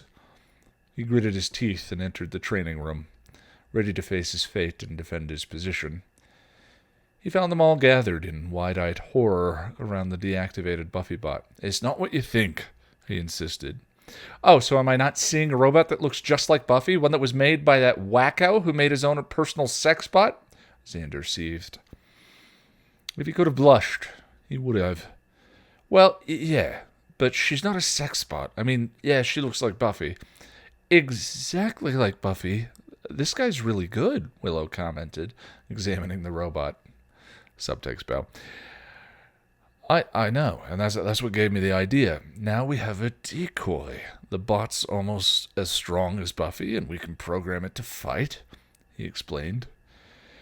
The robot Warren made was very strong, Anya agreed, and another Buffy might prove useful.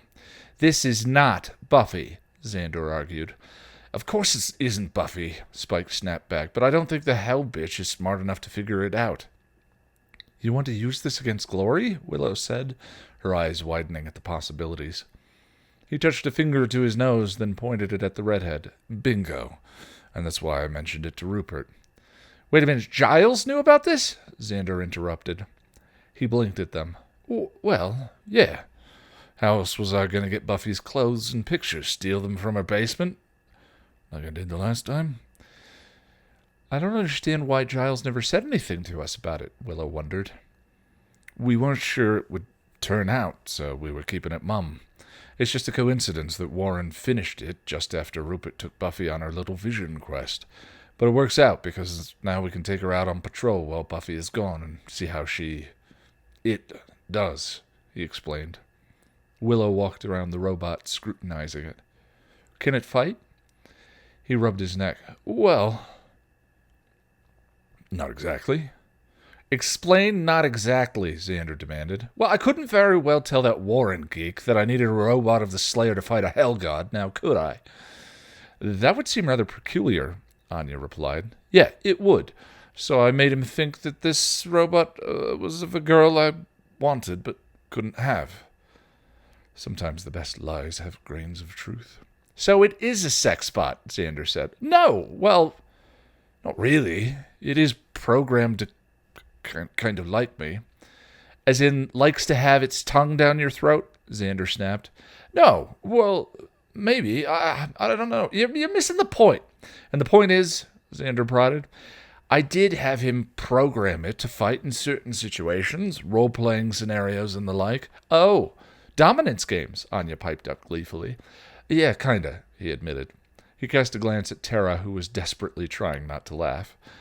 Oh, so now not only do we have a sex bot that looks like Buffy, we have a sex bot that looks like Buffy who is programmed to be a dominatrix, Xander growled.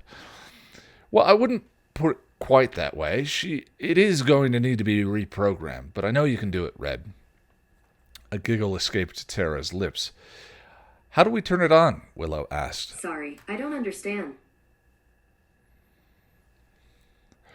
Sorry about that.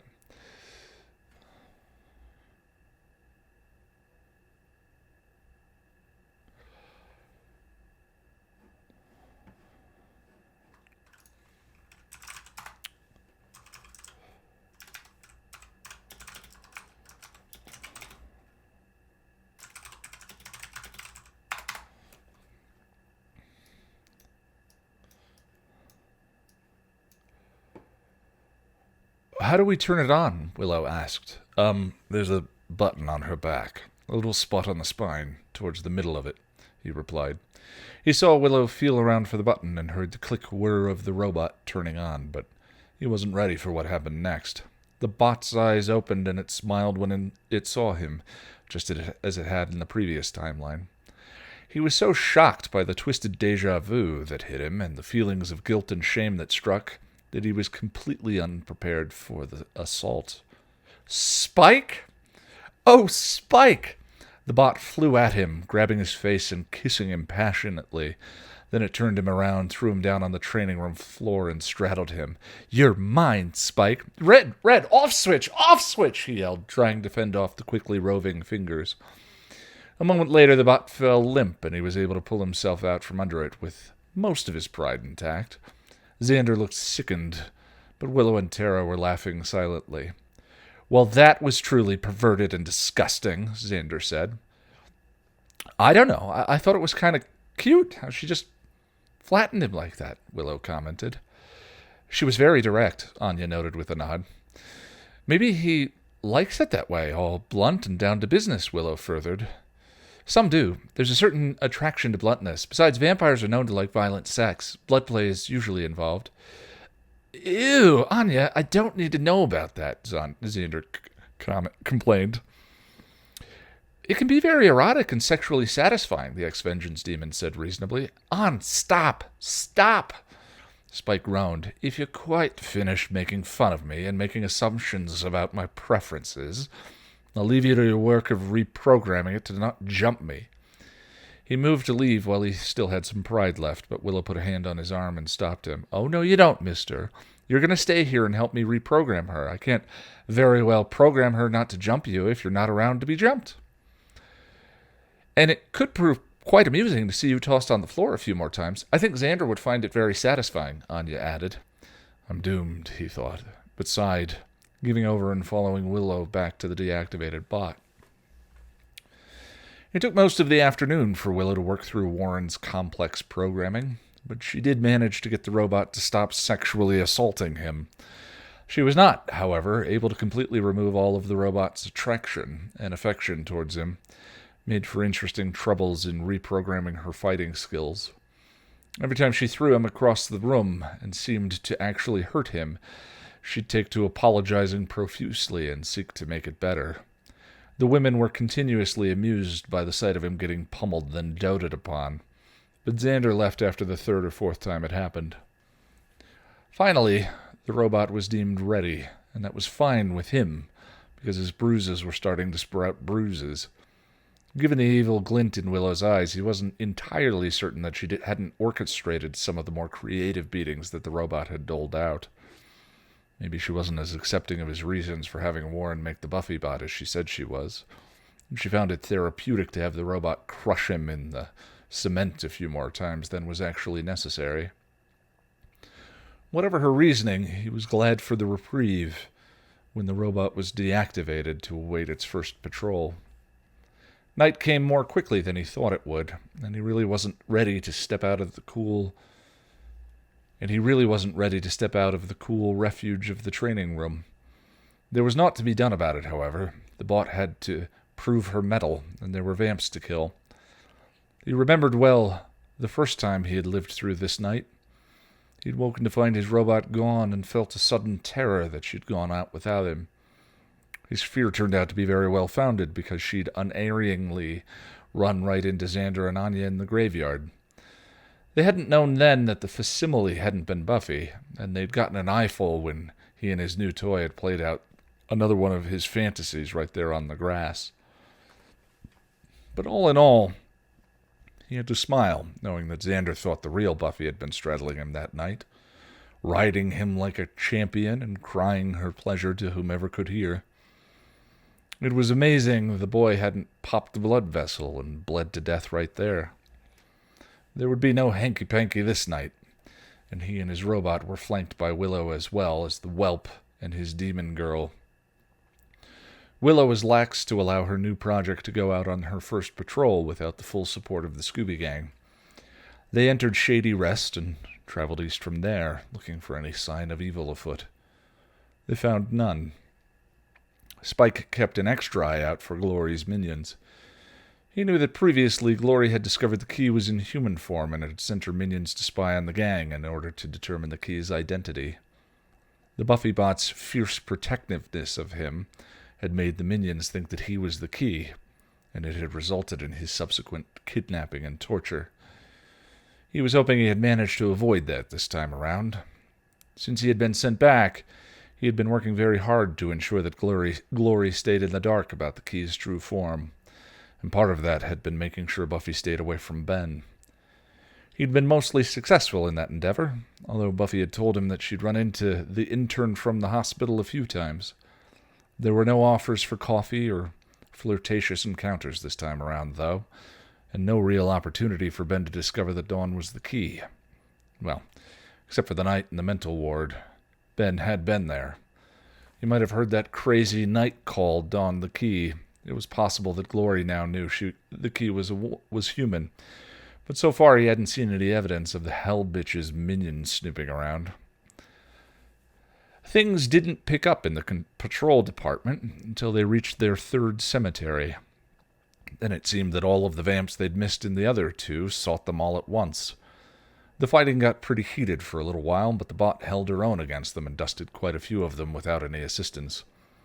It left him free to watch the others and keep them all safe.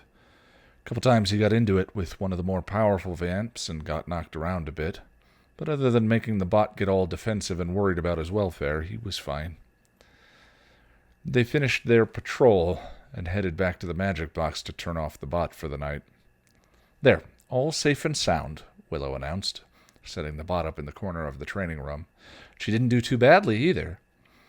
"No, it fought pretty good out there tonight. Dusted what, 8 vamps?" Xander commented. "Something like that," Spike agreed. "Well, I have to get back home. Tara's with Dawn, and I'm sure she's worried," Willow said. Spike nodded. "Be seeing you then. Buffy and the Watcher should be back soon, and we'll break the news of our newest weapon to them. I'll toddle off to my crypt and pop by tomorrow night. Tell the bid I said hi." I will. Thanks, Spike," Willow said brightly, setting off to leave. Spike watched them go and let himself out the back and headed down the alley. He was already 3 blocks away when he heard footsteps running to catch up. "Hey, Spike, wait up!" Xander's voice called. Surprised, he stopped and turned around, waiting for the young man to come jogging up to him. "Harris, something wrong?" he asked, confused. Xander stopped to catch his breath, and Spike waited as patiently as he could for him to be able to speak. I just wanted to talk," Xander admitted between gasps. "Oh. Yeah." The man paused, calming and looking thoughtful. "Look, I know I gave you a hard time about the robot, but I wanted to tell you that I think it was a good idea. The thing fought really well tonight, and I thought you could be right about being able to use it against Glory. I mean, even if it was originally supposed to be some sick sex toy, you brought it to us, and anything we can get to help us right now is a good thing. Besides, I know you've been trying to help us a lot lately, and I haven't been very accepting of that." The words came out in a rush, and Spike smirked. "Wills put you up to this, didn't she?" he commented. Xander couldn't hide the guilty look, but Spike had to give him points for trying. "No," he lied. "No, she didn't." Spike leveled him a look, and he caved. "Oh, okay, she did. I admit it. She pointed out that I haven't been very forthcoming with the thanks lately." Spike pulled out a cigarette and lit it. He had all but stopped smoking, but he was getting nervous and uncomfortable, and a nicotine hit would calm him down. "You don't owe me anything, Harris."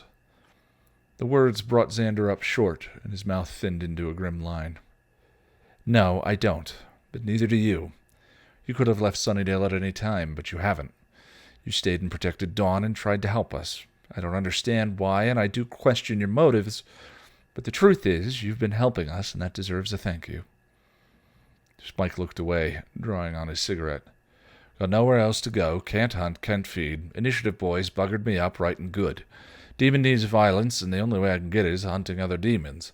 Doesn't make me too popular with the home team, you know.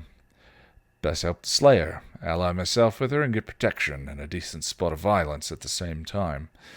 Other nasties know I'm in good with Slayer, and they think twice about coming after me. Works out for both of us. Can't have a skanky hellbitch messing that up, can we?" "I guess not," Xander admitted, unconvinced. "And there you have it. The great mystery of William the Bloody. I help because I don't have anything buggering in my cushy setup here in sunny Hell." He shrugged, trying to deflect Xander's glare.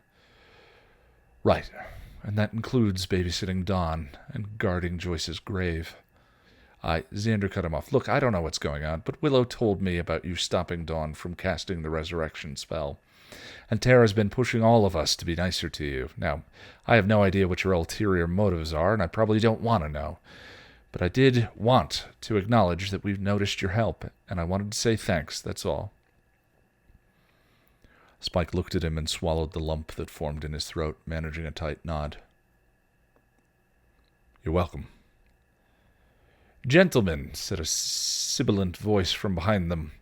Spike and Xander turned around to see one of Glory's minions standing behind them. "I'm so sorry to intrude, but I wondered if I could beg a minute of your time," the minion asked. Spike turned to Xander. "Get out of here, Harris, now." "What the hell's going on?" Xander blurted, fist clenched as two more minions appeared. "Run, you idiot!" Xander looked from Spike to the minions and then back to Spike. Knowledge of the very real and present danger they were in dawned in his eyes, and they opened wide. Spike did his best to place himself between Glory's cronies and the boy, in hopes that he could defend them both, but it was not to be. To his credit, Xander did try to run, but his reaction time was a hair too slow, and one of the minions slammed him into the side of a building, knocking him out. As the boy slumped to the pavement, Spike fought. He landed a few good blows, but in the end, there were simply too many of them for him to overcome. And just as they had done before, they bound his hands and dragged him off to Glory. Jack! Ian! We did it. We did it. We did yet another one. What? This is like number 12 now, I think. Yeah, and number 36? I don't know. Yeah. I don't know if I count the ones that we should figure out exactly. Like, we're numbering based on when I started, but yeah, it's very different with the two of us. We should maybe I don't know. Very different. If we have an anniversary. Aww. What are you up to this week? Well, I don't have a ton of stuff on. I'm seeing a friend tomorrow, which I'm really looking forward to. I don't have a lot of in-person socializing these days, so I'm really looking forward to that. I've also had some pretty exciting developments that I can't actually talk about right now. It'll become clearer and more of an official thing in the new year. But in between now and then, I'll be doing some prep and I guess training for the said thing. Then I can't really talk about. Also, before we sign off, I wanted to ask you, our gentle viewers and listeners, for some feedback of sorts. Of all the segments we've done on the podcast, and I mean we've tried a lot of stuff and a lot of different things. Some of it has worked, some of it hasn't. But I was just wondering, what are some of the segments that you guys have enjoyed and would potentially like to see more of? And also, is there anything that you would like us to do or try or talk about that we haven't done yet? Let us know. Yeah. Now, that may sound like we're offloading the work of figuring out what the podcast is supposed to be to you, and that's pretty much correct. That's exactly what we're doing. I don't see a problem with that. The thing of it is, I feel like, so much of what we do is about community. The streams are about community. The hangouts are about community. And I feel like because you and I are such close friends, this podcast is about community and that sense of feeling kinship and connection and all of that. So to me, that's the main thrust of the podcast. The nuts and bolts of what we do to fill a 2-hour segment are actually kind of secondary, which is why I feel no embarrassment of being like, what would you want us to do? What have you enjoyed? Would you like us to do more of something, less of something, so forth? Also, like, we do this for ourselves and to spend time together and do some fun stuff, but it's something that we put out into the world for people to see. So your involvement and your input does matter to us. Yeah, if we could do it better, or I don't think either of us are ever going to be chasing views or anything like that. No. But there is a desire to whatever we make to be the most, the best version of that, and that's to me what it's about is, all of that. Next week on the podcast, we're going to be starting our end of the year top 5s. Each week for the rest of the year, we'll be doing a different category of top 5. Now, whatever the category, be they movies, music, or television, it isn't top 5 of those that came out this year, but top 5 of what we consumed in that genre this year. And of course, we'd love for you to share with us in the comments or shoot us an email at thepassionofthenerd@gmail.com and let us know what your top 5s are, and maybe we'll read some of those during the podcast. The top 5 for next week, and we'll do a new one every week until the end of the year, is top 5 movies that we watched this year, not necessarily together. After that, I'll be presenting one perfect scene, and we'll have a conversation about it. I have something in mind. And as usual, we'll be doing the fanfic reading. Here Is Gone. I don't think we'll finish that by the end of the year, but we will shortly after. And we'll need a new one. I have no idea how to pick a new one. I went to a fanfic website sorted by most upvoted, and this was the second one. The first one I rapidly stopped because it talked about Xander looking at someone's nipples, and I was like, nope, I'm good. No one wants to hear about that. Yeah. Alrighty, well, that's it from us, but thank you, everybody. Take care of yourselves, and we'll see you next week. See you next week. Cheers. Bye. Bye.